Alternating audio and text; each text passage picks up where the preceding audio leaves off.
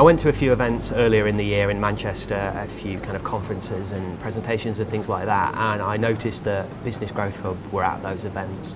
So there was a digital futures event. I think Business Growth Hub had a few stands and business cards, and there were people there that I could speak to. I think it's always better to meet people in person. So if you get on with someone at an event, you think, well, they're all right, I can talk to them.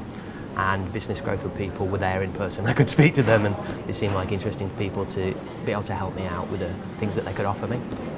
I decided that I wanted to do something for myself. I went to a few events around Manchester where people were talking, and also where people were talking about the businesses they'd set up and the help that they'd got and the government funding and the angel investors and all this sort of stuff. And I thought to myself, well, if those idiots can do it, why can't I do it myself? I just need to get off my backside and do something for myself. And you get to a point in your life where you're fed up of working for other people because you think they're making stupid decisions, or you think you can do it better yourself. And I think that's one of the most clear motivations for starting your own business.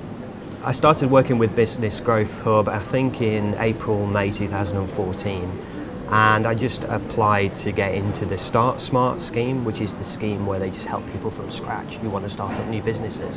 You kind of have to have a bit of a business idea and maybe a bit of a plan as where you want to go to, but the point of it is that they'll take any idea that you've got and help you deliver that and go to the next stage, whether that's investment or actually producing a product or something like that. I went to the Start Smart workshop. Step one, there's loads of people in the room, met a few different advisors for Business Growth Hub themselves, and they just kind of went through a presentation about what they can offer and the sort of things that you need to do to set up a new business. I think one of the main challenges of starting a new business is how lonely it is and how you just feel alone in the world, especially if you're like myself and you're not working with a business partner straight away. So having someone like Business Growth Hub there who I could talk to and run my ideas past really and say, how does this work? How does this sound?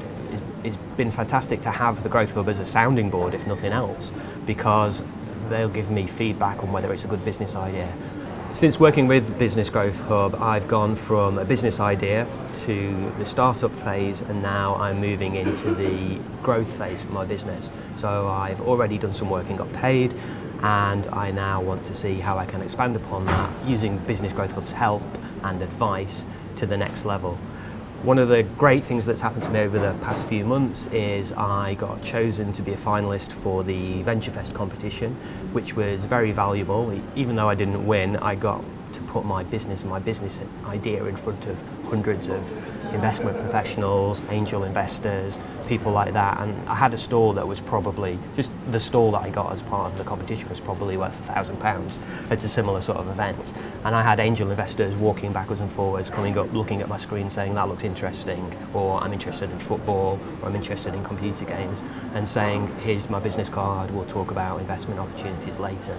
So VentureFest was really useful, and I wouldn't have got that if I wasn't part of Business Growth Hub. So I've kind of taken that opportunity to talk to investors and talk to business people, learn about the business world, and feed into what I know about making games and developing games for brands. And I feel that the future, I'm in a really strong position because I'm kind of developing the creative and the development side and the business side at the same time. So it's going to be a case of the sky's the limit, really.